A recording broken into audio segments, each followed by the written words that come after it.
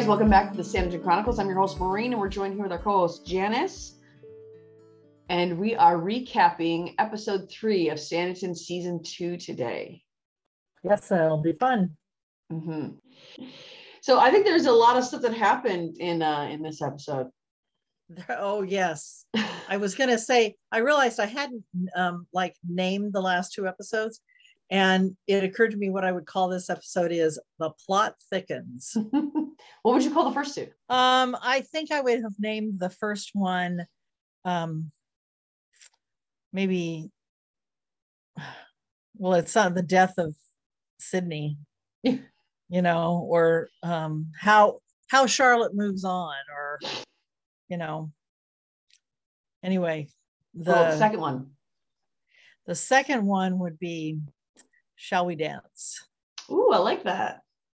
I'll have to think some more about the first one and see if I can come up with a better title, but this one definitely is The Plot Thickens. We learned a lot of stuff in this episode. Yeah. I liked watching Charlotte and Allison this episode too. Because we open on them waking up and Allison is clearly besotted. Yeah. And very naive in her feelings. Yeah. Very naive. And Charlotte is just exacerbated with her being woken up like that. Yeah, no, that's right. And there is one thing that I failed to talk about last time that I really want to talk about, really from episode 2. And that is the difference between the balls from season 1 and season 2 so far.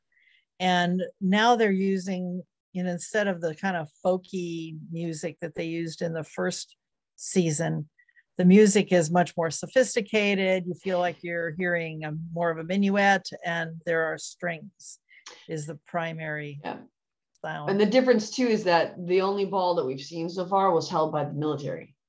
That's true. So it'll be interesting to see what changes, but I think they're trying to say, the town's growing up, it's becoming more sophisticated. Yeah, you understand what I mean. Yeah. But anyway, so yes. And the other thing, what we see happen even before Allison and Charlotte, which was kind of the promo they used for this season. The Allison and Charlotte talking was used a lot, but the army is firing. Oh yeah, that's right. Practice. Colbert running with his horse. And his horse is clearly upset. So it kind of sets a little bit of the tone of this episode between Lennox and Coburn. Yeah, absolutely agree with that. And I think and we're gonna jump around a little bit. And I said this before, sometimes we're gonna jump around by subject rather than the order of the episode, because we're just recapping everything that happens in the episode for you. But Lennox came off real creepy this episode. I agree. I mean, he started off okay when he sees her on the beach, and see, even that's weird. Like, do you only take rides in the morning when you know Charlotte's going to be walking there? Possibly. It's creepy. He had so much fun with her at the ball and taking strategy. He decided to stop and catch up with her and talk with her as she goes to work. I think that's what happened. He oversteps in this one quite a bit, I think. How did he word it? He said something about how she should leave the position if it's not working out for her. I'm paraphrasing. Yeah. Who are you? You don't know this girl. Who are you to say that to her? And then she comes back with, "You think I can't do it?" And then he finds a way to spin it on Colburn to say, "Well, no, if your employer's not respecting you, you deserve so much more." Right. And we don't, that's why I say the plot thickens. We learn a lot more about, past relationships, and at least how they're interpreted. I'm feeling more and more confident with the side that I chose every day. And I was hoping that the character would be nicer than most of the other characters he's played. But anyway. I mean, he is nice, technically, when it suits his interests. Yeah, I mean, he's kind of underhanded, for sure. Because his interest is Charlotte, so it suits his interest to be nice to her. Well, beyond that, it's also he's underhanded with Tom, with the town, as we find out. I do not like the gambling thing that he keeps, and Tom's trying to be good, but Tom is also trying to build a relationship. Which he didn't bother to do with Sydney's friends, did he? But I think he learned from that. Yeah, possibly. Because they haven't returned, but the military's here now. He knows he has to build a relationship with them. Even though it's kind of built on false expectations on his part. On both parts. Because clearly the military we find out in this episode that the military has run up debts all over town, but not paying for it. So they don't have any intention of actually spending money. They just have intention of taking money. Well, or this is how they're going to do it. Win it from the money from Tom that they can use to pay the shopkeepers, and also the fact that he's probably, I have no idea how much a commission was, but waiting on a commission from Edward that he hasn't paid, and you don't know how many other officers either that he's waiting on a commission from. Nope. It gives you the feeling that definitely the army was self-supporting. Yeah, to some extent anyway. Yeah, and the fact that Lennox kind of has Edward as his right-hand man also tells me something about Lennox's character. Well, he is his right-hand man in ways, but not militarily. Well, in the first 2 episodes, we see Edward riding right up with the colonel. We see him going with the colonel everywhere. They're together. And then in this episode, as the rest, even Fraser, as they're all practicing their weaponry, it's Edward and Colonel Lennox who are surveying them walking together behind them. Yeah. Edward's not part of the practicing lineup. He's standing with the colonel. Yeah, I'm sure he sold himself as more than he is. Yeah, but I feel like a military guy, a colonel, should be able to read through that. I feel like I feel like Colonel Fitzwilliam will have seen through that. Yeah, but Edward is, he's the host of the town, as it were. He's the one who got him to come. So he may be given a higher level of respect than he would otherwise be given. And part of me wonders, I want to know what tactic he used to get them there, because maybe Edward promised him they would become rich off of this town. Maybe selling how crappy town, because that he had to have a convincing argument. It's not just like, hey, I know what town you go to. And the colonel would say, oh yeah, great, let's go. So there had to be a convincing argument to get an entire military brigade to go to this town and relocate there. Now, I was going to say to you this episode that we get a lot of background we haven't had, and I know how much you like background. Yes. And now you're asking for even more. I need it all. I need all the background in all situations. You need it to be real. That's what. That's how you get all the background, is it has to be real. I was satisfied with the background we got, but I'm just all these things because I'm trying to figure out these characters. So as I figure them out, I want to know all the conversations had that we don't see. Yeah. And we probably won't get that because it was a conversation that happened a while ago. It's not something that happened now. It was before the show starts. Yeah. Yeah. Right. So, and it's interesting that one of the first things we see too. So we've seen Charlotte and Allison talking, and we see the next thing we see really is Captain Clark and Captain Fraser talking, and he's asking what he should say to Allison. No, Captain I'm sorry. Carter? Oh, Carter. I don't know why I said Clark. Sorry. Anyway, yeah, Captain Carter. And he is asking Captain Fraser what he should say to this accomplished woman, meaning Allison. Yeah. And I love his response. I cannot put words in your mouth. Speak of what you know. Be honest, and you cannot fail. Yes. And of course, he isn't honest because he's claiming to be something that he's not. And I love how Fraser brings it up to him. Quite an accomplishment considering how young you must have been during that time. Later on, yeah. When he finds out he lied to Allison about being in, where was it?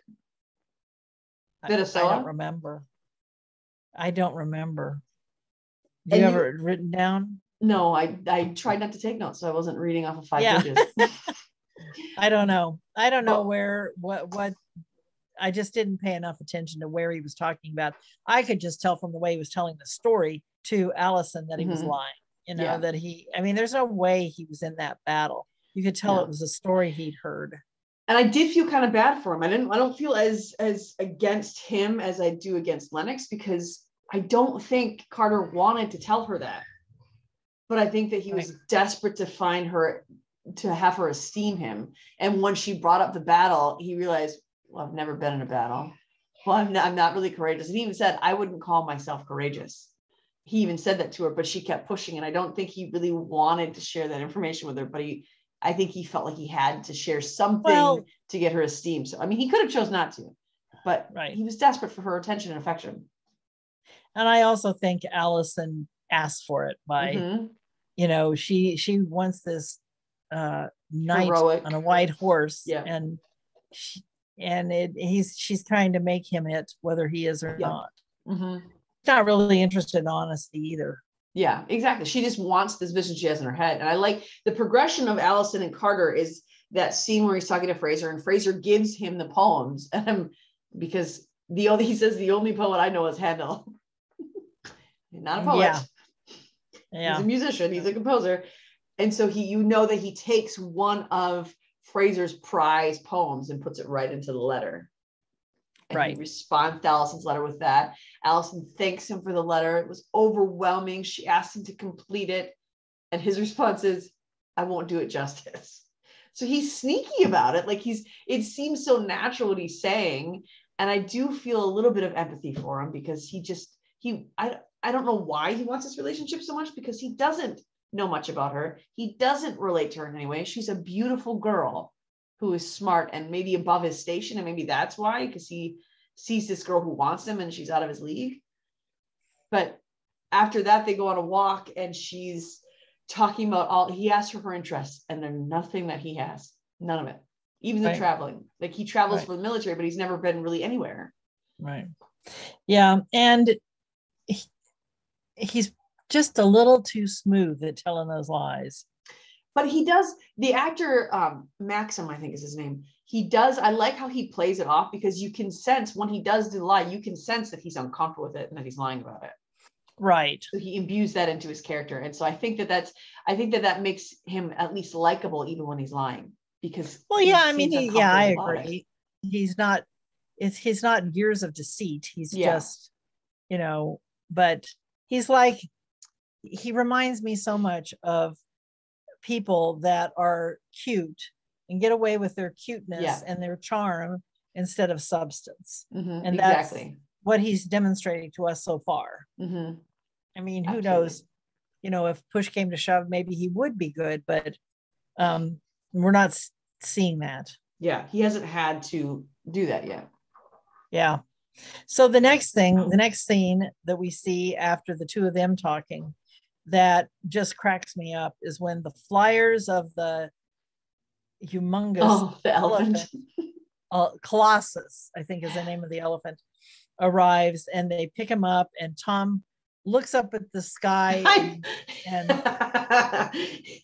yells, and like, it can't rain. I don't remember exactly. He went, no, not today. I forbid you to rain today. That Arthur says, do you hear that, God? Yeah, I love when, and he says, do you hear that, God? Tom Parker has spoken. Arthur's line is the best. I really did it. Like, even when Tom came out, he just pointed to the sky and yelled, no. I love that whole scene. It was delightful. Yep. I loved it. It was. It just tells us, you know, Tom hasn't changed. He may have decided he's not going to fly so close to the sun, but he has not changed. You know, he still dreams very big. Yeah. And we see Charlotte talking, everybody's at the dinner table, which is kind of fun when they come back in with the flyers and are handing them all out. And Charlotte is not like hanging on Tom's every word, and he looks at her and says, Charlotte, what are you studying so intensely? You know, because she's obviously not worried about this Colossus. Yeah. But the kids are at the table. I mean, it's and her line about they hardly seem like a family. Yeah. This is a family. And Allison's like, you don't have to work for that family. And she's like, well, they hardly seem like a family. This is a family. and it's true. Yeah. They're just people all in the same house. Mm-hmm. Yeah.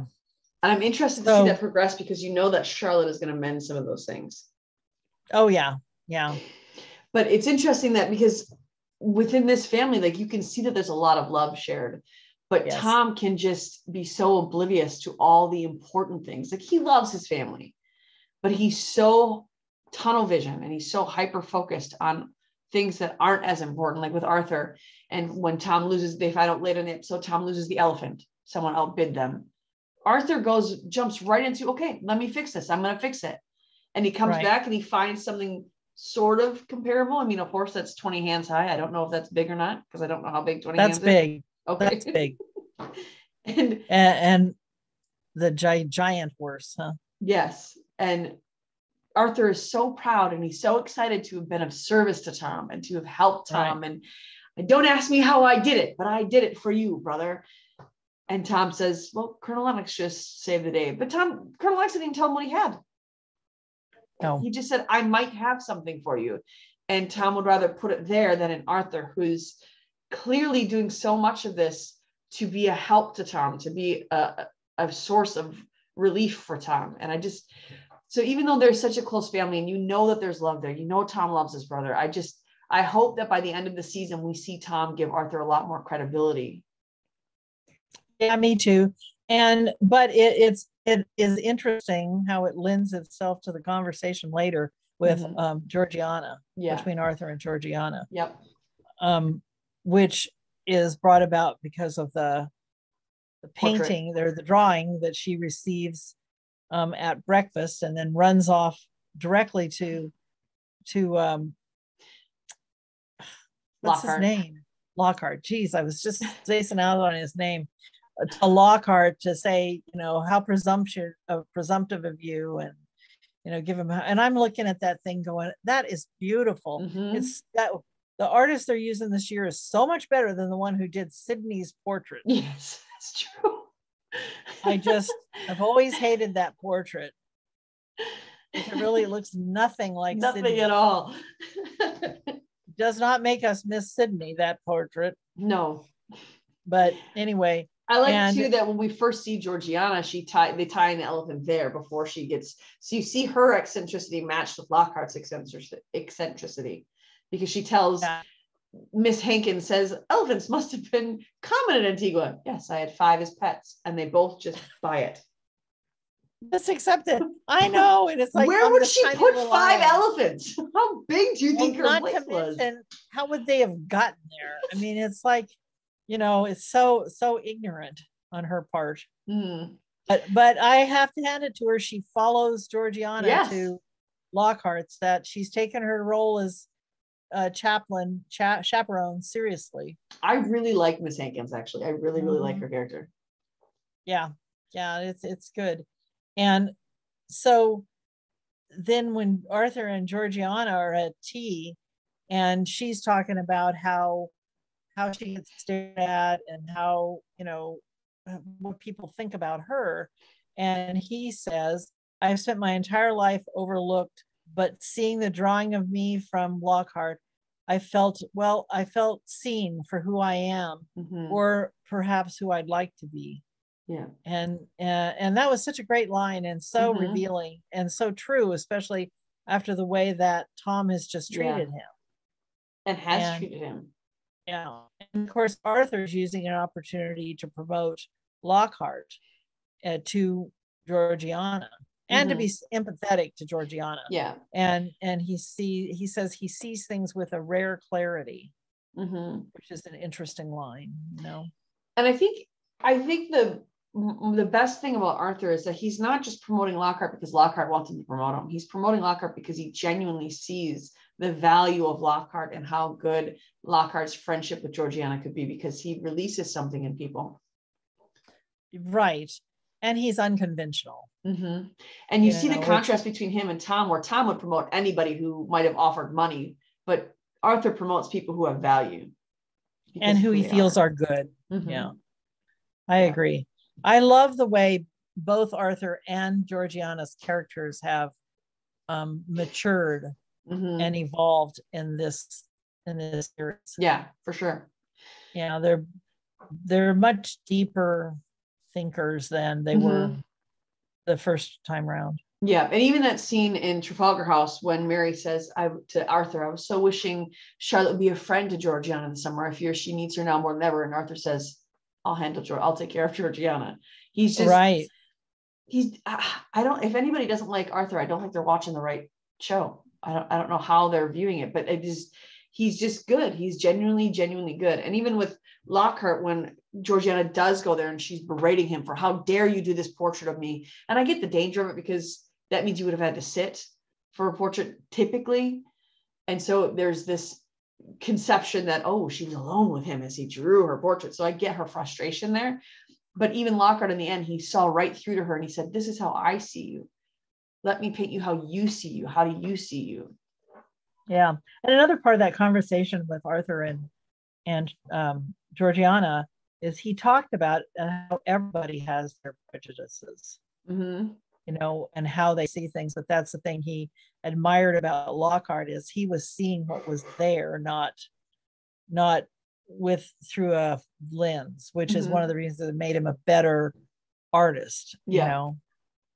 And I'll be excited to see the portrait he does. Of course, we know he's not really doing it, but the actor that they are, who I'll have to find out who the artist is. Did you watch the clips they put out of everyone drawing posters? And then they actually put out Alexander. I heard him say his name. It's Vlaus. That's how you say his name. But I love the portrait he drew for the Sanderson poster. Clearly, he's not the artist though. But I liked what he did. Yeah, no, it was fun what they did with that. But it, you know, just is evident that that's not the person who drew that. Exactly. And I did get a little bit of I don't know what word I want to use there, but when Georgiana did go back the second time to Lockhart's house and she said, you'll paint my portrait, and if I'm satisfied, you can name your price. And he says, I'm not going to stop. And they were both satisfied. And then he says, are you alone? And she says, yes. And the look on his face when he asked her to come in, that was a little iffy. Well, even that line about until we're both satisfied has all kinds of innuendo and it's sexual innuendo. She's smart enough not to take the bait. Yeah. Which is good. I think that's going to be such a fun relationship to watch unfold because she won't be pushed around. She won't be pushed into any situation she doesn't want to be in. And I think Lockhart needs that. I think he likes that sort of friction there. Well, and he's been sort of manically painting and drinking, you know, at the same time. So yeah, I wouldn't trust him. He does look insane when he paints. Yeah, I think that's intentional. Yeah. Yeah. And later on when no, it was actually when she ran there into his studio. I love this line where he said, do I need permission to admire you, Miss Lamb? Yeah. You know, and that line that they used in the promos about, she says, what is it you want from me? And he says, you know, they leave it in the promos just in the air, but then he says in the actual show, I wish to know you better. Yeah. So yeah, I think there was more to it when she went the second time, but yeah. And I think he probably knew that she was going to say no, but I think he was sort of trying to challenge her a little bit. Yep, for sure. So do you want to talk about Charlotte or Esther and Lady D right now? Let's move into Esther and Lady D because I have a lot of things to say about Charlotte and the guys and the family. Okay, we can get to that later. I want to know what herbs. I wish they would have said what herbs she was using and how they were affecting her. Well, obviously they gave her a stomach ache is my impression I got. Yeah. You know, but more than that, because when he touched her stomach, like she winced in pain. So it wasn't just like, oh, I don't feel good. It was actually messing up her insides. Right, like inflaming her stomach, you know, definitely. But backing up even before we see that scene, when Esther and Lady D are at breakfast and Clara walks in. And Clara's line is, every day I regret succumbing to his charm. which we know that is not true in any way. And then she's so surprised that Edward is here in Sanditon. Mm-hmm. And I just love Esther because she is not buying any of it. You know, she is just not. It's, you know, so they have Edward called in, and he arrives, and of course Clara's sitting sort of behind the door, and he doesn't see her when he arrives at first, and he's so glad to be called. And Esther, what is that? Is my favorite. I know. Go ahead. What is it? She says, "You are not called here for the pleasure of your company. You are called here to offer an," I don't remember the word she used, but an unbelievable excuse of why, right. what your part is in this, with you and Clara in this scheme. And he's completely surprised to hear Clara's name. And Esther is clearly in charge. I mean, she is grown in the sort of the responsibility area in that house. I love her so much. Authority. Yeah, I know. And of course, he denies that he had got her pregnant. And she says, "Don't you? It's exactly 9 months since we burned the will." Yeah. And I like that switch, because in the breakfast, she's saying, "That night he took advantage of me. I wish I wouldn't have succumbed to his charms." And now when she's with Edward, it's "when we burned the will." So it's, oh, hey, that's a different tactic you're using there with Edward. Right. Right. His response is, "Who knows how many men you've been with since?" Like, wow. Regardless, she wouldn't be 9 months pregnant with any other guy because she was 9 months ago with you. Right. Yeah. And in the show that they produced without the outtakes, we don't know that she was with anybody else, you know? Yeah. But I mean, even so, she was, I mean, she's at 9 months. She was with him first. That's for sure. And clearly she's at 9 months, because in this episode, we see her give birth. Right. So that's right. I firmly believe it's Edward's. She might have been with like Crow or other people then, but I still think it's Edward's. Well, and Lady D's reaction, it seems for once Clara is telling the truth. Mm-hmm. And we can, and then her big concern is, so they've called Dr. Fuchs, and when he arrives, her big concern is that we cannot risk anyone, even Dr. Fuchs, learning about the family shame. Mm-hmm. And so she has Clara go out to the garden. Yeah. And in typical Edward fashion, as he's leaving, he steals the letter that Esther wrote to Babington. Mm-hmm. No, I think it was when Babington wrote to her, because it said it was from Sanditon, or to Sanditon. Well, we saw her writing a letter. You think? I remember that, but I thought it, as I was reading it, I thought it said Esther Babington, and then it said Sanditon Place, Sanditon. So I think it was Babington's response to her. And Esther wouldn't have seen it yet? The mail probably had just come. I mean, maybe I'm wrong, but it did say Sanditon Place, Sanditon on it, so I thought it was to her. Well, maybe. Regardless, he's interrupting the communication between wife and husband. Mm-hmm. And then he goes seeking her. It seemed like he was really looking for Esther, but he finds Clara. And I think he spotted Clara walking out there, because he left when Lady Denham said, "Get out of my sight." He left. Okay, you could be right. Esther and Lady Denham in there, and he spotted Clara through the glass, and then he went out to talk to her, because he was looking for her. Because when he went out there, he said, "I don't know what scheme you're planning here, or how you're trying to destroy me, whatever." Right. And her response is, "I just want to provide for our child." You know, yeah, that's what she's all about. I mean, I think she's being serious there, but providing for her child means providing for her. So, right. That's what I mean. Her, you know, it's, and then it clearly that this is in some level in series 2, we understand now this is how she plans on getting the money from Lady D, is because she says, "I have everything I want from you."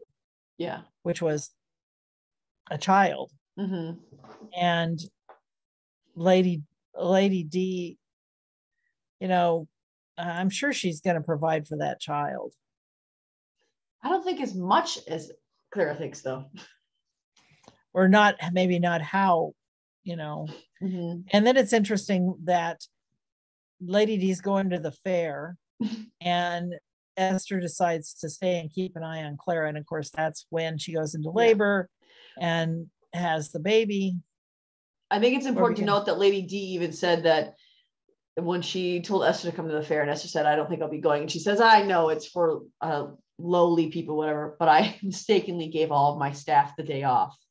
And that's why Lady D's going to the fair, because she doesn't have anyone to wait on her at home. Exactly. She's going to the fair for that reason. Yeah. Yeah. Well, and then when she gets there, it's obvious that elephant has attracted her attention, because it's like, you brought us here under false pretenses, when it's not going to be there. Yeah. And so she has the baby. But I want to talk about how, because when she's going up the stairs and she's obviously in labor, I mean, you see the look at when she's on the couch and she erupts in that scream saying, I'm not prepared. Esther obviously has a moment of compassion for her as she's going through this pain and helps her up the stairs. And I love that Esther says, stop screaming, you've made your point. Everything that Charlotte Spencer does with Esther is amazing. I love it. Yeah, no, she is amazing. And she's berating Claire the whole time going up the stairs. And the other line she says is, you cannot have this baby on the stairs, as it has been conceived on the floor. It would hardly be an acrimonious beginning. And Clara yells out something along the lines of how she's a cold, hateful woman who is a shrew, and Clara hates her. Esther's going to leave her. But then as Clara says, I can't do this again, Esther shows that she is really the best woman when she turns around. And I think the only reason Esther really walks away is because she's being put into the situation that is extremely painful for her emotionally for multiple reasons. Not that she doesn't want to help someone in pain, but Clara asked her to stay. And Esther says, she says, you don't know what you're asking. And the look on her face when she says that is just complete brokenness almost. And then she carries her up the stairs and delivers Clara's baby, just the two of them. Right. And holds the baby. Right. She's cuddling with the baby, and she's kind to Clara after the baby comes. And tries to give the baby to Clara. Only after she catches a glimpse of herself holding this baby, and it brings a fresh new wave of pain for her. Well, right. I agree with that. But what does Clara do? Well, maybe later. She's not ready. She doesn't really want to deal with the aftermath. No. And I do think there was some truth when she said, I regret succumbing to his charms. I think there was some truth to that. I think she does probably regret getting pregnant by Edward. I think she would have rather done it with someone who had money, who she could weasel something out of. So I do think she regrets it. And I think that it's kind of seen here that she doesn't actually want this at all. We can see it there. So do you think that Esther's going to end up with that baby? I thought about it for a minute, but I can't see that Esther would raise Edward and Clara's child as her own, because that would give them an easy access to her in Paddington. Maybe. I don't know. My husband was watching it with me last night, but he only caught like the last 15 minutes. And he's like, she's going to steal that baby, isn't she? She's not going to steal the baby. She's not. No. But that was his instinct too, is she's going to have that baby. Esther's going to end up with that baby. I mean, what a cute baby they have. It was super cute. I don't like holding other people's kids. Like, I like my own. I don't really care to hold other people's babies and be around them. But I really wanted to hold that baby. It was really cute. Yeah, it was. Mm-hmm. Okay. So while this is happening, Lady Denham accosts Georgiana again, similar to the pineapple luncheon, where she's trying to, it's true what Lady Denham says, but that doesn't make it right. When she talks about the sugar trade, and she's talking about how, I don't remember what Lady Denham said. The sugar boycott. Yeah. What? Yeah. And I don't remember what exactly Lady Denham said to her, but Georgiana's response was, and now here I am, the richest woman in Sanditon. Right. And then Lady D says, but where did that you're being a little from? You're being a little hypocritical because that's, where do you think that came from? Where do you think your fortune came from? And it was true. Yeah. I mean, it's interesting that as critical as Georgiana was in the last season about where Sydney got his money. Yeah. She didn't look at herself. Mm-hmm. And it's true. Yeah, because she loved her father. She had a close relation. And we hear that in this episode where she says, all I have was my father. So she loved him. She wouldn't put that on him. That's where it came from. Well, and his father is the one who changed everything and freed the his slaves, which was good. And that whole conversation between Georgiana and Charlotte, you know, so I wrote some of it down because I thought it was such an interesting conversation. Mm-hmm. And Charlotte says, and there is still no word on what Sydney was doing in Antigua. And Georgiana says, Tom and I have both made inquiries, but no one can shed any light except that it concerned my interests. I cannot understand it. The plantation was sold on my father's death, and I own nothing besides my inheritance.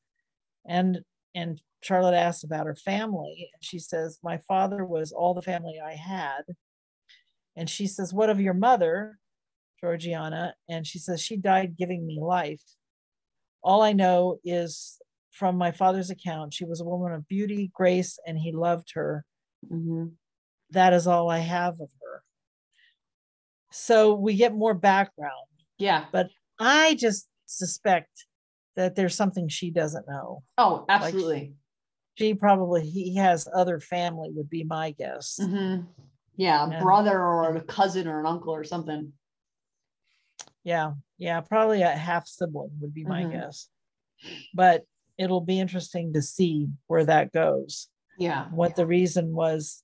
And I don't know that we'll even find out this season. It might be next season before we know. I will say that typically in shows, I don't like when they drag out one storyline for a long time, but I like and hear how they're doing the Sydney thing because they're giving us pieces of information in every episode. And it's keeping the intrigue there. And I like how I do actually like and appreciate how they're doing that with that storyline.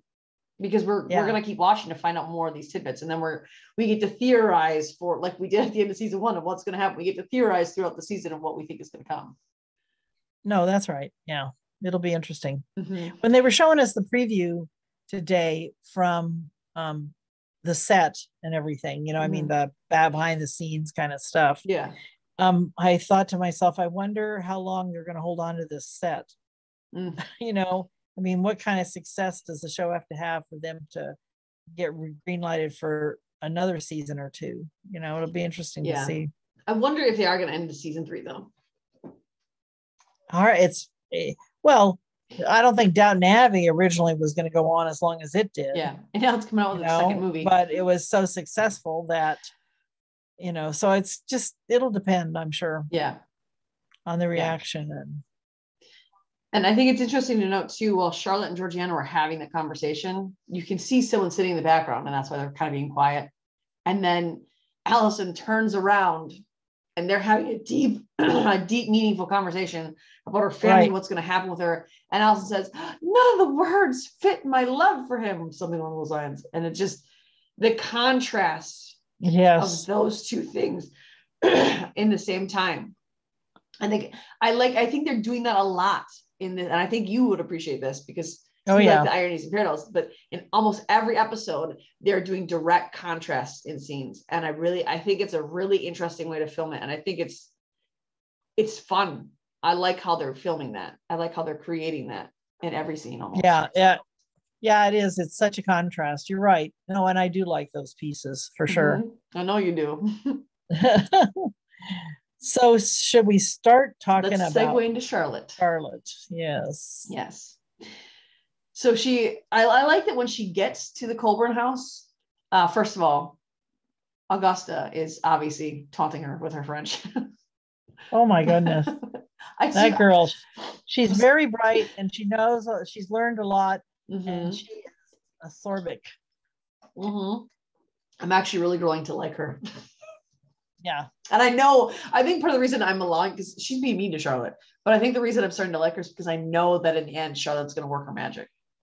And this girl's going to love Charlotte. And she is very direct with her uncle. Yeah. So she doesn't pull any punches. No. she's it'll be interesting to see. I'm sure things will warm up, but I guess she's Sydney this season. You know? That's accurate. And Colburn's a little bit Sydney too, but she says the careless governess has lost the child. The careless governess will be punished. Careless governess just got there. Child was lost before she got there. Isn't that her fault? Exactly. Nobody was paying attention to where that child was. And I like when she's looking for, and Mrs. Wheatley doesn't even wait to hear Charlotte's question, and all she says is she'll be on the grounds. Yeah. So clearly she's not going to be punished. This is a regular occurrence for every day. And I don't know if Augustus, because she's only saying it to herself. She's not even saying it to hurt Charlotte. So I'm wondering like if she is kind of hoping for that, or if she just thinks this is the nature of this house. People get punished for what they don't do, or things that aren't even their fault. Because she's not saying it to anybody. Nobody's in that room. And of course, that's conjecture, but that's the fun part for me, is theorizing why things are said and done. You like the ironies and parallels, and I like the theories. But part of me feels like that's why she said it, is because she thinks that that's how it works in this house. Even if it's not your fault, you're going to get penalized for it. Yeah. Or that's how the world works. You know? Yeah, definitely. So then we see Charlotte going everywhere looking for Leonora, and finds Colburn in the barn with a very upset horse. And he says, careful, keep your distance, when he sees her. And I just love that the horse runs out, and she just very calmly and quietly approaches the horse, who we learn is named Hannibal. Yeah. And he is just amazed, I think, at how able she is to approach that horse. And then you notice they put the harness on together. Yeah. And they walked it back in together, holding the harness. Yeah. It harkens back to Sydney when he said, after episode 3 of season 1, when Old Stringer hurt his leg, and he said, I'm kind of surprised. And she says, why? That I am capable, or because I'm a woman? And he says both. So Colburn is completely surprised that she even possessed the ability to do something like that when he couldn't. Right. And it's like, then it's finally when he catches up with her, we see him running to her, and putting his jacket on. It's when he catches up with her that he's finally starting to figure out, like, where, what are you doing? It didn't seem that much of a surprise to him when she appeared, until after she leaves to continue the search for Leonora. And he says, thank you, that was bravely done. And she just, her eyebrows raised with horses. Yeah. And he says, perhaps you can use that same skill taming my wayward niece and daughter. And where are they anyway? Yeah. And the skills required are so different. Half the battle is winning their trust, she says. And it's true. And also his trust, right? Yeah. Yep. And even when he's walking the grounds with her and she says, you don't have to stay, I can look for myself. He says, I don't remember the comment he says, but he said it kind of like, you've already lost them. So, but he makes it levity. He brings some levity to it by saying, I grew up in these grounds. You'll never find them. You need my help. And so it's nice to see him not be so dead set on angry. He's softening to her, and we're getting to watch that play out in real time as he sees. And it's not things that she's overtly doing. It's just Charlotte being Charlotte is softening him, because he's being seen these aspects of her character that he couldn't even be bothered to look at before. Right. And she is, she just helped him so much with that horse. You'd think he'd have to soften a little. Yeah. And so of course it's raining, and so they stop under the tree, and obviously he's given her his jacket. Yeah. Because she has it over her head before they stop at the tree. And I love this whole conversation, in which she says, Mr. Colburn, might I make an observation? And he says, you've already made the observation. You might as well share it, which that cracked me up. And then she says, it strikes me as curious that a man might take such care of his horse while taking pains to avoid his children. And I think he received that well too, just by the look on his face. Like he was actually receiving what she was saying to him. Absolutely. And well, she was speaking the truth. I mean, in a gentle way, but she Yeah. was chiding him, but very gently. And then she says, Augusta thinks you consider her presence here an intolerable burden. And that kind of shocks him because he's like, did she say that? He said, but those her exact words? Words, yeah. And, well, it was in French, but yes. And then she goes on to say, there is no man alive I admire as much as my father, but your girls hardly know you. Perhaps in time you will come to realize, and then he says, perhaps in time you'll come to realize that's for the best. And then so he's very self-effacing. And I'm willing to bet that because Lennox says, what he says to Charlotte is, be on your guard against him. And she says, why? He says, please just take my word for it. And she says, you can't make that charge and not give me any basis of proof for looking at this man differently. And he makes the point of, and this is the other reason why Lennox is sketchy, because you wanted to keep on our guard because he stole a girl from you. Maybe the girl liked him better than you. But he says, there was a woman who I highly esteemed and he stole her from me. And I really think that's the crew of everything. I think the fact that she died, Lennox is putting on him, saying for whatever reasons I cannot fathom, he destroyed her. I think that Lennox is just assuming that because he's mad that Colburn stole his girl.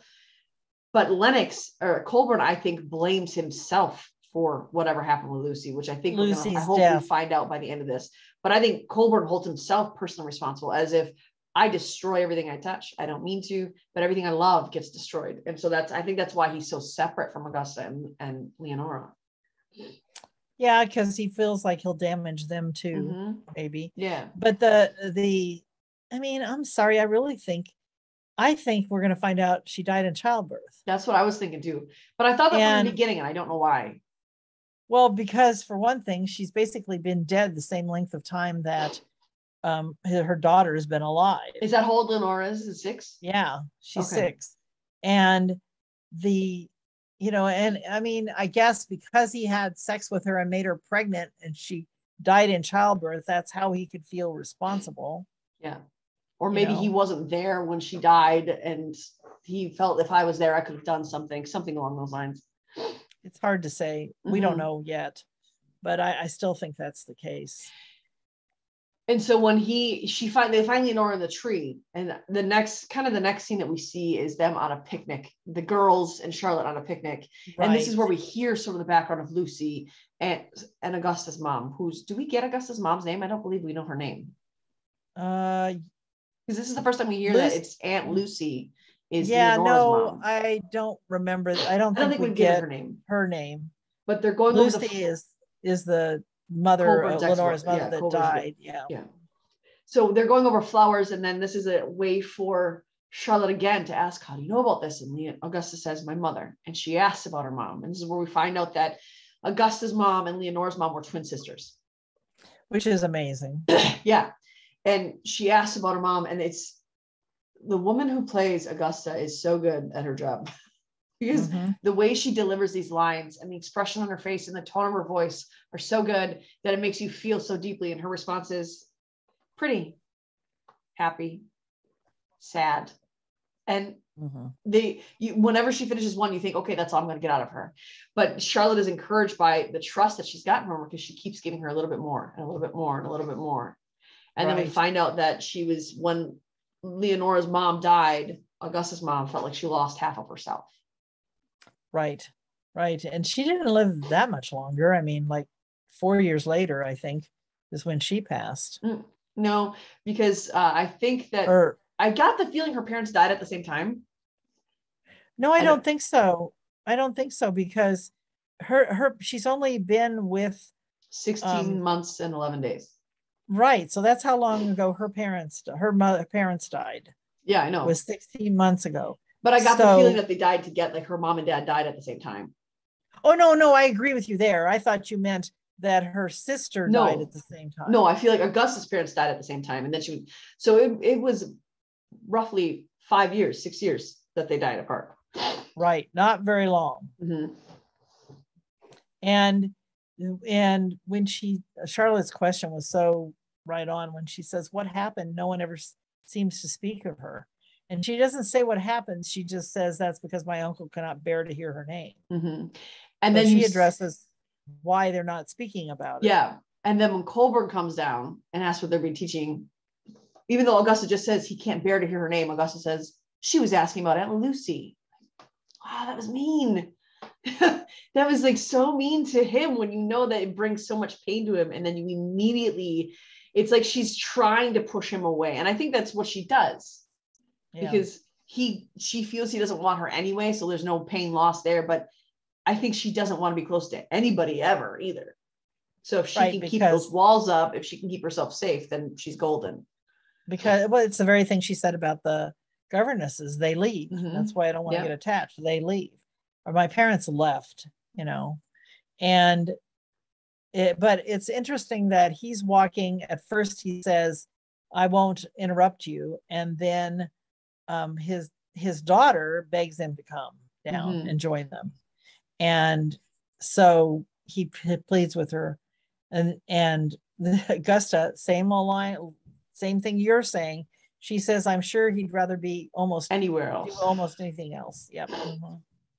So he decides to spare a few moments. And I think that is because of the conversation he just had with Charlotte. Absolutely. About how she thinks she considers herself a burden. Mm-hmm. And also saying your children hardly know you. So there's twofold, where he hears it in Augusta that, yeah, I really am a burden to you, but he also sees that Lenora is desperate to know him too. Right. And Augusta says what you were just saying, Aunt Lucy often used to stay with us. Somehow she always felt happier in London than she did here. And he right away says, you were just a child, Augusta. Your memories cannot be relied upon. Mm-hmm. Well, she was a child, but not a really young child. But it depends on when her aunt stopped going there. Because if she was pregnant, maybe she was sick before she got pregnant. You're right. She would have been quite a bit younger. She's 18 now. Yeah. So she would have been at minimum 12 or younger. Mm-hmm. Yeah, that's right. She was younger. And he's right. I mean, he's definitely right about that. Mm-hmm. And because she lived in London, she wouldn't have even seen her aunt in the country. If she's saying she's happier in London than here, then, well, how do you know? And then she says, well, perhaps she felt as I do, trapped. Mm-hmm. No, she is just laying out there how she feels. She's not hiding anything. No. And that's probably why he avoids her, because I think he is holding a lot of guilt for himself. I think Charlotte's assessment of him is right, that when she told Lennox, I've changed my mind about him, I think he's just grieving his wife still. And the fact that that's the thing that prompted Lennox to tell her about Colburn, that's sketchy too. But he is still so sensitive about it, and he's so grieving it still. And I think that he does hold a lot of guilt, whatever reason for the guilt. I think he still holds it a lot. So for her to say those things to him, where she knew what she was doing. Right. Oh yeah. And then he says, we've discussed this. You will be introduced to society when you're ready. So, because she is 18, she's old enough, but she has such a hard edge on her that, it's not, she obviously is very accomplished in a lot of things, but she just doesn't know how to treat people in a kind way. Yeah. And that's what Charlotte really has to teach her. Yeah, because when she would have been able to come out into society was the year her parents died. So she wouldn't have been able to do that. And then now she's accomplished, but she's not refined. Right. Because of and her she's edge. Isolated from society. And she says, when will that be, Uncle? Since you seem determined to avoid the company of those around you. Mm-hmm. When am I 30? When I'm 30, Anyway, and I think it's interesting that, first of all, when he comes up there, he says, I can spare a few moments. And then right away when he gets there, Augusta is just attacking him over and over and over again without even a reprieve. Yeah. But then we see from the scene where Lennox and Carter and Fraser go to pick up Charlotte and Allison, he says, is your older sister not coming? And she says her employer must have kept her. So a long period of time has passed. And the next time we see them, they're all leaving the picnic together. So even though Augusta was attacking him, even though he said I can only give a few moments, clearly he gave much more of his time. And I'm willing to bet that Augusta was surprised at that, because even Leonora says, you enjoyed it too. I almost saw you smile. Right. And Colburn says, that's impossible. Custa doesn't know how to smile or something along those lines. Yeah. So they actually had a time that was refreshing for both of them. And he actually showed himself to be willing to be a part of it and stay there. And they spent time together, Mm-hmm. which Charlotte has achieved, which obviously had not been happening. Yeah. And I love the fact that Charlotte stands up for him, you know, and says, I'm sure your uncle only has your best interest at heart, you know, which is what she always said to Georgia when Georgia was so critical of Sydney. Georgiana, you know, same kind of thing. So we need to back up a minute. There's a thing we kind of skimmed over and didn't really get into. We talked about the wildflowers that we're picking, but not the significance of the cornflower. Yeah. Well, it's part of it here. Yeah. So it's interesting because she says, you know, that it was named for Charon, the centaur, the Greek mythology creature. Well, he says that. He says that, yeah. And then she says, but he used the flowers to heal his wounds, to treat his wounds. And so I looked up arrows. Yeah, I looked up the sort of the symbolism. Somebody referred to it in a post, but it says in the symbolic language of flowers, the strongest cornflower flower meaning is it is associated to love, fertility, hope, anticipation, patience, elegance, delicacy, refinement, and single blessedness. In medieval times, the cornflowers were associated with happy occasions woven into a flower head wreath. The flowers were worn while dancing. So it's significant that when she says cornflowers are my favorite, and I grew up knowing them as bachelor's buttons, but anyway, he hands the flowers, then you should have them, Miss Haywood. And I'm sure it's symbolic for us about their relationship and where it might go. And I think that's a good point with the cornflower. And I think there's another significance there of how they're talking about how the cornflower is, you know, use it to heal. And both Charlotte and Colburn need healing. Well, that whole family does. Yeah. I mean, Charlotte, Colburn, and both girls definitely need it. Need the healing anyway. Mm-hmm. And the fact that he gives them to her is just, it was really sweet. And then we see her holding them later on, because one thing we also skipped over when Georgiana was there is Lennox delivered flowers to her, right. But Lennox didn't pick those flowers. Fraser picked those flowers for Lennox. As we know. And Allison knows this too, because Allison was picking flowers and ran into Fraser picking flowers during the rainstorm. Yep. Mm-hmm. Yep. Anyway, so yeah, another deceit, as it were. I love that. So we see the balloon, we see her come up, and they're trying to convince somebody to get in the balloon. And one of the things that Tom says is, here's your chance to experience God's own view of Sanditon. And so Charlotte volunteers. She is such a courageous person, you know. Mm-hmm. And while she's getting in the balloon, we see a conversation between Georgiana and Lockhart that I appreciate and shows me again how much she has matured. Absolutely. And because he's going on and on about, you know, that I'm disappointed you're not your own person, and that, you know, and then he accuses Mary of being his jailer. And Georgiana says, Mary is not my jailer, she is my friend. Mm-hmm. And this is a huge step. Yeah. In maturity. Mm-hmm. And then the balloon goes up with Charlotte and Lennox on it, and the men lose holding, because they were supposed to hold the rope. Mm-hmm. It was only supposed to go as high as they could hold on to the rope, and they lose it, and it shows up. I mean, Arthur's concerned, but the balloon comes back and the rope comes right into his face. But like, he saves the day. Tom's reaction too, like Tom actually backed away from the rope when it happened. He's standing right next to Arthur. Yeah, Arthur. And then Arthur is being drugged by it. And he has his foot in the little loop. And it's such a funny scene. My husband was watching that with me. He's like, he could just jump off, you know. Yeah, but then he would lose the rope. He's done shit. He wants to save her. You know, he wants to be the good guy. I love that Arthur got to be the hero, though. I love it. Yeah. Yeah, that He was so excellent. deserved that recognition. And even for Tom to say that Arthur saved the day. And I think Arthur needed to hear that from Tom so bad, because Arthur he's been doing nothing but trying to save the day. Right, absolutely. And Lockhart came up to him too, gave him a big hug. He's like, Arthur, you're a hero. Yeah.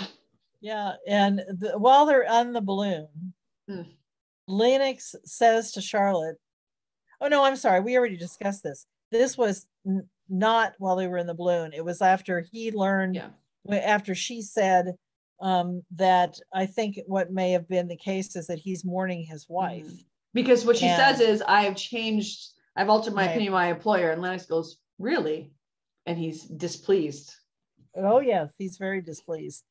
And then it's after that he talks to her about, you know, not trusting Colburn and what had happened. And the balloon, when they first catch it and Charlotte falls into Lennox and he holds her like just didn't like it. Okay, so then more people want to go up in the balloon. Absolutely, everybody does. Yeah, once they actually didn't lose it completely. And so then the next thing we see is the Parkers at the end of the day go headed to Trafalgar House, and the area is surrounded by shopkeepers. And backing up, the way we learned that's what I was just going to say was from Miss Rankin. Miss Hankin. I mean, Miss Hankin. I don't know why I want to call her Rankin. Learned about it at the mess dinner. Yes. Where they were talking about the shopkeepers were up in arms, and she said, I don't want to gossip. That was also where Mary was saying Lockhart is not a suitable person for her. Because Miss Hankins likes Lockhart for Georgiana because he drew this beautiful portrait. And Mary's like, no, he can't provide for her. He's thrown his hat in the ring, you know. Yeah. And that's when she says that, you know, they've left, she discloses that her housekeeper told her that they've left debts all over town. They aren't paying for anything. No one has paid for the dinner. The shopkeepers are upset. And Mary actually tells Tom about it earlier in the episode. And he says, and he I'm denies sure it's just a misunderstanding. And if it is, it'll be rectified. Right. And that's the point at which all the shopkeepers show up at the Parkers, demanding that the army pay. And then, of course, Mary's the one who says, Tom will talk to Colonel Parker. Lennox. Colonel Lennox, sorry. That's right. And what is it that as soon as possible? Yeah, and what does Arthur say? He says it will all be settled or worked out. Yeah, well, this will all be rectified. And then Tom says something. Tom doesn't even finish his thought. He's like, this will all be rectified, as he's sneaking into the house. Right. At a time when I will tell you tomorrow. And then he closes the door. Right. He's just being a typical politician running away. He did realize then there was a problem, and he did immediately that night he went to go handle it with Lennox. So Tom should have waited. He should have waited for the morning, because he might not have been gambling. Yeah, but he waited for the Tom morning. Didn't realize, because gambling is not Tom's natural thing, so he wouldn't even thought of that, I don't think. But you're right, he should have done it in daylight when they maybe had him over to the house. He's so naive about it and so stupid. Well, Tom, but he really genuinely, I don't think he was naive about it. He genuinely didn't want to do it. And he knew that there was a great risk, and he didn't want to spend that risk. But he let himself get. Yeah, but I think it's because he thought that Lennox, he needed to, I think he felt he couldn't say no to Lennox because he was trying to cement that relationship and get them to stay to continue to spend money. So even when you see him when he's about to roll the dice, he didn't want to do it. And 100 pounds, that's a lot of money. Yes. But he did it. Mm-hmm. Yeah, I wish he didn't do it. I do blame Lennox for that, because I think Lennox could sense that about Tom's character, and I think Lennox pushed him because he could sense it about his character, and he knew easy money right here. I'm going to push him. Oh yeah. I have more sympathy for Tom in this season. I know, but there's a lot of people on our page who are like, I hate Tom. He's the worst. He's worse this season, but I don't feel that way. I think he's trying hard, but I don't think he has enough moral fiber. You know? Well, I don't know that I fully agree with that either. We'll see.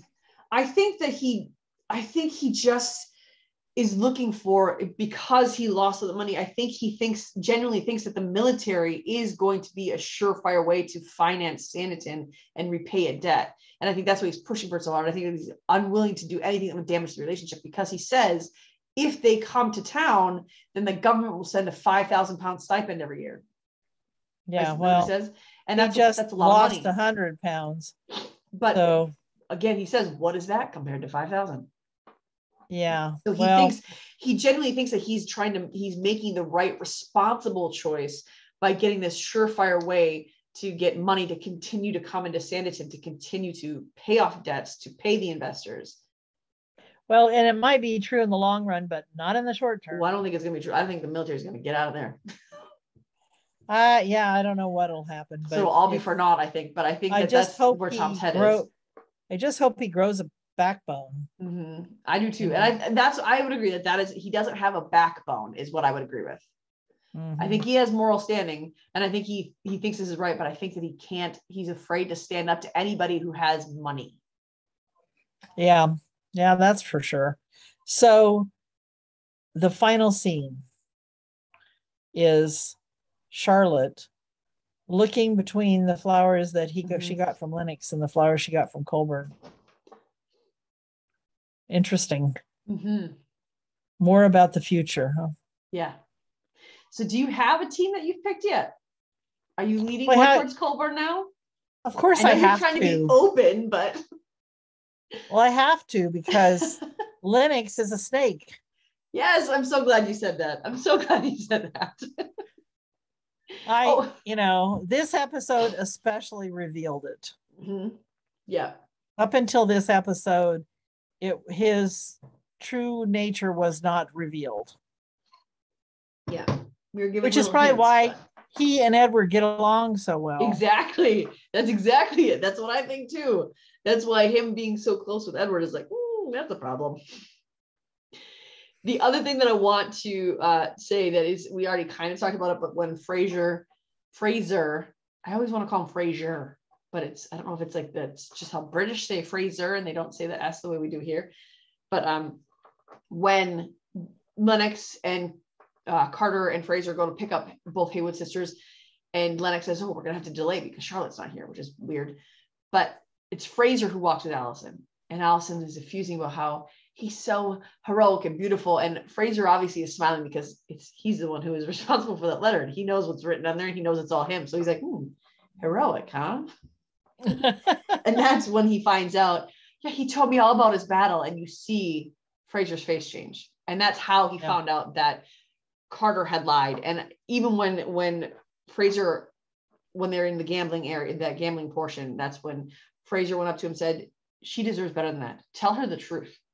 That's what I told you to do in the first place, essentially. Carter looked appropriately shamed. Right. Right. He did. Well, the other thing we see in that scene is Edward and Carter. Originally, when Carter sits down next to Edward and he says, you seem somber or whatever. And he says, well, I've just discovered that I may be a father. Mm-hmm. And he says, oh, that's a cause for celebration. He says, yes, it just might be. Yeah, might yet be, because now he's thinking this is his end to get money from Lady D. So that's why I don't want Esther to take that baby. Because I don't, and not that, I mean, Babington, I think part of me does. If I can make sure that Babington is going to appear and stand up to Edward, then yes, I would like Esther to take the baby. But if we're not going to see Babington stand up to Edward and be forceful, I don't want it to happen, because it just gives Edward another in to torment Esther. I don't know how that's going to work out. I don't think we're going to have a baby. Though. I don't think we're going to have Babington. I don't either. Because they've already finished season 3 and he's not listed anywhere on any of them. So right. I mean, he could send a messenger. He could, but I don't think we're. But I want to see like Babington stand up for Esther and punch him in the face or something. I mean, Edward has it coming. Yeah. So that's he's gonna try and sow doubt between Esther and her husband. But he's not going to be welcome back to Sanditon House very much. So I don't know what he thinks taking that one, unless he thinks he'll glean some piece of information. Maybe it was Babington's letter to her, because Esther was saying about how the doctor said there was hope yet. So no matter who the letter came from, I bet Edward read it already and knows that they're struggling to have a baby. And he knows that now this baby is here, and so it might yet be profitable. Maybe that's why it's going to be profitable, because he thinks, if I can sell it to them, or I can get my way in, they can pay me to take my child. Yeah, he could be trying that. Who knows? Because neither of them are cut out to be parents. No, and Lady Denham's not going to give Edward any money for the baby. No. So it's got to be from Esther that he thinks he'll get that money. But again, I think he genuinely thinks that Esther will succumb to him. And if he's starting to realize she won't, shouldn't have a baby, doing all these things to get a baby, because I guarantee you he read it by that time of night, because he was scheming already. So I would think that's where they're going to go. I think he's going to try to get money from her by her taking his child. Well, one thing I think we're going to see in this series is a bunch of twists and turns. Yes. So. And because we've had so long to theorize of what's going to happen, that I mean, and someone even wrote, I don't remember if it was on our page or not, maybe it was on Twitter, but they said with all the different fan fictions that have been written over the last 2 years, the writers were really limited on original content. So they have to keep changing things. I don't agree with that, but that's just what they said. I don't think they read the fan fiction. No, I don't either. And you could have any of those fan fictions could have some part in it, but it could still be original content that they themselves came up with, because we all have the same sort of thoughts. And the fan fiction I read went completely different direction. Yeah. And because we've all been theorizing for 2 years, and we've all been so invested in this for 2 years, I think that they feel they owe it to us to not just hand us the story right away, that they have to keep us guessing and theorizing. Honestly, that's the fun part for me, is the theorizing. Yeah, I'm excited to watch the next episode. Yeah. They definitely are keeping us coming back. Yes. And I've heard from a couple of people who said that they weren't excited about season 2. They weren't going to give it a shot, but they like it. I've heard that from a few different people. So that's good. So again, if you are listening to this and you're only listening to this because you got attracted to our podcast from when we were doing season 1 stuff, and you haven't given season 2 a chance, seriously, give it a shot. It's not season 1, but that's okay. And for those people that think this isn't an Austen epic, well, it never really was. It was never really Austen. It was just the first episode was Austen, the rest was Austen inspired. And not only can you see a lot of Austen's work inspiring this season 2, but a lot of these things are typical of an Austen tome. So it still is Austen-esque. It still is an Austen story. Just because it's not the version of the story you want, it still is an Austen story, because it's her stamp on it all over the place. So give it a shot. You won't regret it. You won't be sad. And the writers really did a good job of giving us everything that we need with choices that were out of their control. They couldn't give us that, so they're giving us everything else that they could possibly give us. True. Very true. So try it out. Next week, we'll be back with a recap of episode 4. Oh man, we only have after Sunday, 2 more episodes. 3 episodes. Well, 3 counting the one we haven't seen yet this week, but that's a bummer. Man. Yeah. And then we have to wait for a year so hopefully you'll have lots of interviews in between, right? Yes. Man, that sucks. Only 3 more. Man. All right. Well, we're still going to go at it. We're going to do the same thing we did last season with our podcast, where we're going to break down characters, and we're going to break down character relationships, and we're going to get in the deep nitty-gritty. So when we do these recaps, they're just recaps. We are giving some of our theories here, but they're just recaps of what happens, so you know.